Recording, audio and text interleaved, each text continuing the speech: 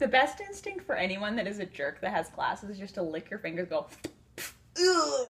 Today's question comes from Joella. Jojo! She says, how do you stay motivated to do homework when you would way rather be doing something else? Thanks, ladies! Well, Joella, that's a really fantastic question because heaven knows when you've got homework to do, everything else in the world sounds really appealing. Totally true. So today we have our top 3 suggestions for you to optimize your study lifestyle. I'll start us off. My first tip is to prioritize your life. Because when you know that you have to study, but you don't know exactly what you have to do, that can be a recipe for disaster. Exactly. That's when you hit the panic mode, when you know you've got some big thing to do, but you don't know what exactly. So take your studying, take your assignments, take your tasks, write it out. Make a schedule if you like, put it on sticky notes and stick them all over the place. I don't know, whatever works best for you to organize whatever it is that you have to do so that it's not just this big scary blob in the universe of stuff that you have to do. Know exactly what it is and that will help you. My first tip is to treat yourself.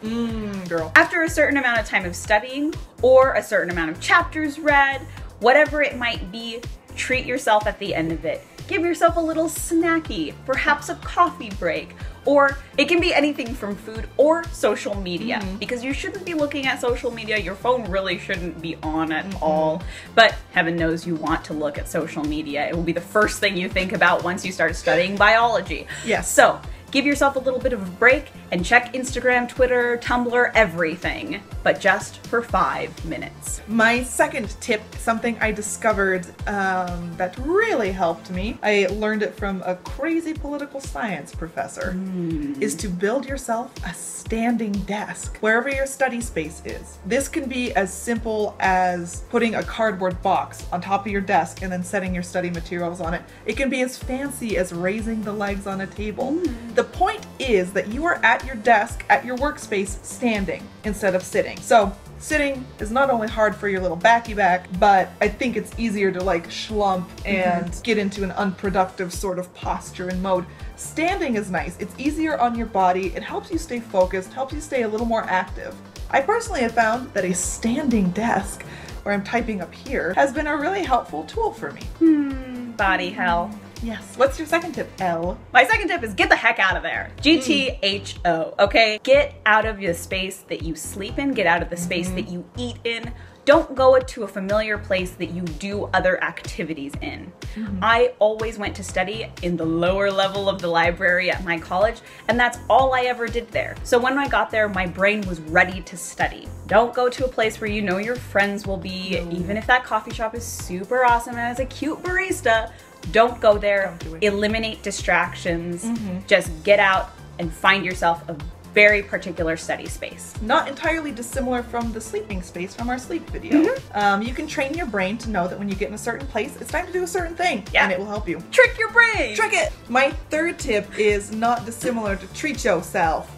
It is to take what is called a brain break. They've been doing studies with little kiddos who have a hard time containing their energy, because traditionally, like in school, you have one teacher, you sit in your desk all day, you do one subject right after another with no stops except for recess and lunch. They've found that if they give the little kiddos like a 5-minute break every 30 to 45 minutes, they're much more productive. And that's just letting them draw, letting them walk around the classroom, things like that. So I personally, when I have big projects to do, take brain breaks. I will do work for 30 to 45 minutes solid. That means no getting distracted by notifications on your phone or what have you.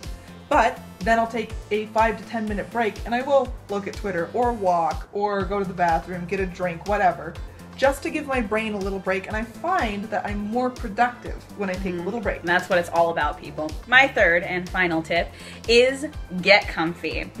I know I'm always very distracted by what I'm doing if I know that I could look better than I do. It's a weird thing, maybe it's just me, but if I look ratchet, that's all I'm gonna think about, especially if I'm in a public place. So I tend to have a go-to study/work outfit, which is generally sweat-like joggers, because no, you are not gonna go to the break or whatever coffee shop in sweatpants. No, you're not allowed. Don't be gross. That's not okay, you're an adult. Also encompasses music. Music choice is really important when you're studying because I think we're in a generation that always has music on anyway, but make sure it's music that isn't distracting. I like music that doesn't have words in it. Yeah. My favorite right now is Young Oceans. Back to studies with kids, because apparently we treat them like guinea pigs.